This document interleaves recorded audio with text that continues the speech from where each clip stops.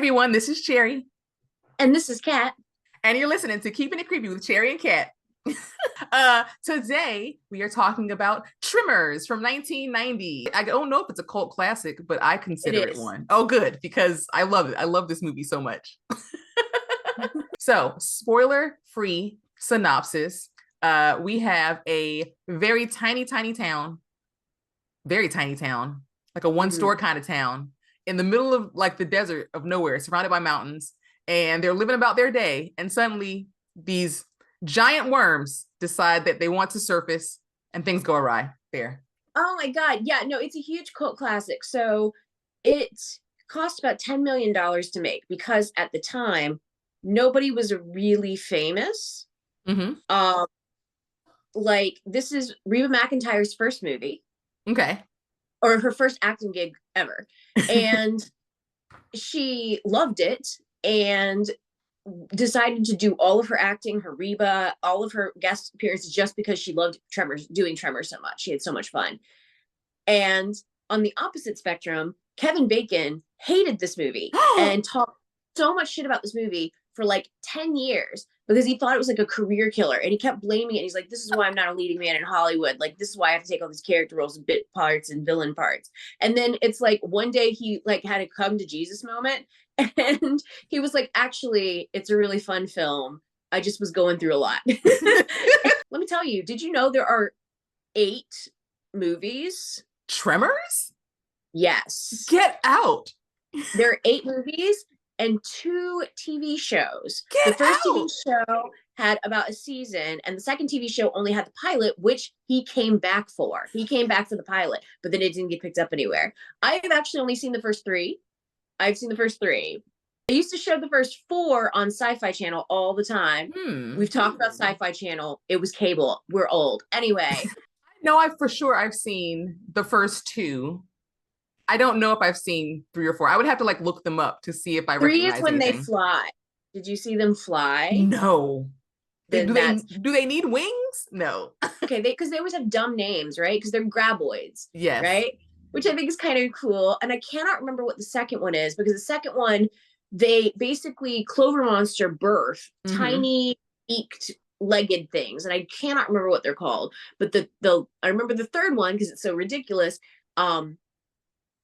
So in this movie, Kevin Bacon's character has a one-off line where he was like, man, for all you know, they could fly. And they basically turned that into the entire third movie. And they're called ass blasters because they like flatulence into the sky. Yes. And I watched the whole movie and I was like, that was kind of fun, but I'm not doing any more. And I've never done it anymore. Rolling into the spoiler synopsis. Tremors mostly follows 2 handymen, Val and Earl. And they are working a lot of odd jobs. And the movie, it does a really good job of like portraying that kind of lifestyle and how like transient and kind of it is. Like, they've got a like little trailer. Sometimes they're sleeping in their car. Like it just, it's not a great steady life. And they've been bitching for years about how they want to get the fuck out of Pleasance. I think so. Nevada or wherever they are. And so they finally get up the gumption to leave.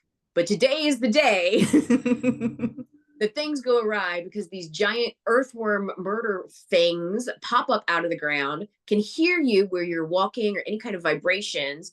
And it's basically the floor is lava, the movie. Yes.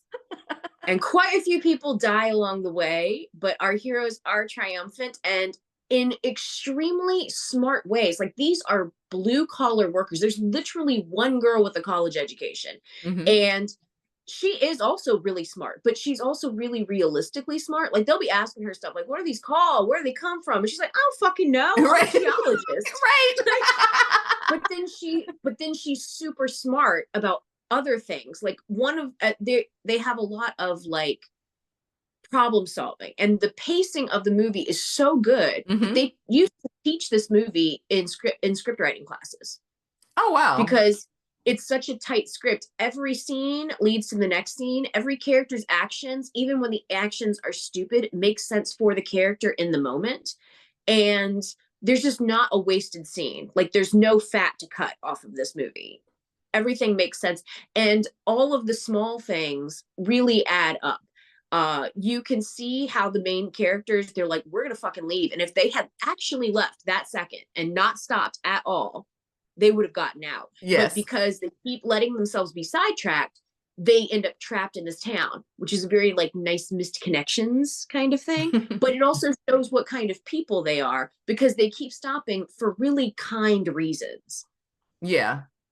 Like they keep stopping to check on people, they keep stopping to like warn people. They have responsibility, they feel responsibilities, and they do a really good job of showing like small town responsibilities. I think that if they made a Tremors now, people would be a lot shittier to each other in the town, and it would probably be less of a fun watch, because you really do get the feeling that even if everybody doesn't get along, and even if everybody's politics don't align, they all know each other so intimately that they don't leave each other. It's never a question of, well, I'm going to have to leave you. They're always, no, because like I really liked that the survivalist couple, Reba McEntire, yeah, and Bert, who is an actor, Michael Gross. Yes, Michael Gross. And he's the only guy who's in all of the Tremors.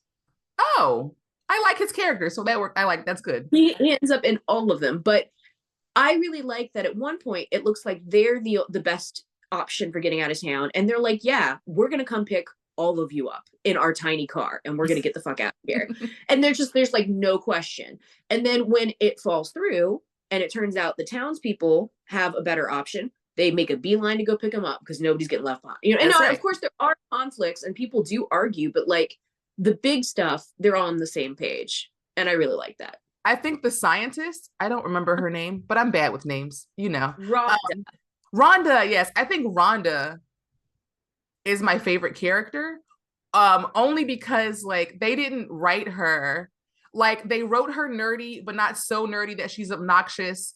And she's still pretty, but not even like, but like she's like almost the, you know, if she puts on a little eyeliner, suddenly she's like supermodel hot kind of, but like she's pretty and she's smart without being like so nerdy that she's annoying, and she's super down to earth. And I also love that like she was realistically smart. Like the one point when she's like on the water tower and they're on the roof, that's my favorite part. Kevin Bacon is like, well, what do you think they're gonna? And she's like, she's literally like, why the fuck do you keep asking me that? And they're on the roof. That's my favorite part. Kevin Bacon is like, well, what do you think they're gonna? And she's like, she's literally like, why the fuck do you keep asking me that? Like, it's like, I don't know.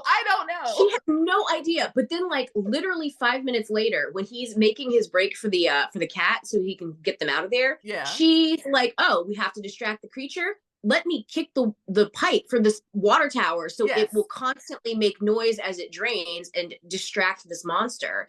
And it works beautifully. And you're like, see, that's some college educated seismograph shit where you are a geologist and you know that this water falling would be a steady, loud noise. Exactly. So it was like, it did, you know that this water falling would be a steady, loud noise. Exactly. So it was like, it did include her education in a way that really made sense, but in a realistic way. Like she doesn't just suddenly go like, oh, I know all about giant earthworms. Like she just makes like really smart deductions. And I think also what I really liked is that the producers told him that the female lead has to take off her pants at some point. And so he was like, okay, I'm going to make the least sexy pants taking off scene that there is. And it's great. Like, it really does give a nice moment for her and Kevin Bacon to like bond because he helps her. But she is covered in barbed wire, cut up and bleeding, and wearing the granniest of panties. It's super unsexy. Yes, it's one of the few times where like a woman has to take her clothes off, and you're like, that was like, why'd you make her do that? There's no reason for her to be in a bra, no reason for her to know. It's totally necessary and like not creepy at all. And even when they're like in the convenience store and Kevin Bacon's like helping her put like mercurochrome, because I'm ancient, that I know what mercurochrome is. Okay, I'm an old woman, yes, but like he's putting like mercurochrome on her cuts. Like even that's not that sexy. But then like you know, but like Earl makes that face at him like, I see you looking at. It's the cutest. I actually kind of miss. We just met, but now we're madly in love comedies. Like I kind of miss them because we don't really do that anymore because people realized it was kind of unrealistic. But I don't want realism necessarily when I go to the movies. Yeah. And sometimes when the chemistry is good and the plot is good, it makes sense for me. And this is one where it's like, look, they trauma bonded. She's got a thing for the dirty handyman type. This is his first girl who's got like a brain in her head. Yes. Like he'll fix the sink and she'll bring home doctor money and it'll be fine. And the funny thing is, it's kind of canon because in the second movie, we only get Earl.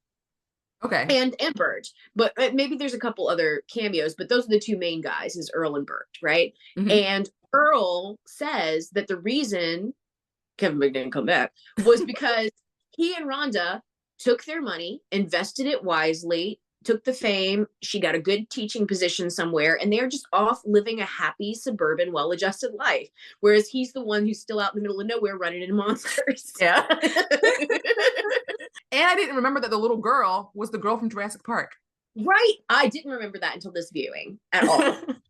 She's very distinctive looking. I think that is another thing that's kind of sad. You know, people say that Hollywood doesn't have any movie stars anymore, but I think it's because everyone's just a little too good looking.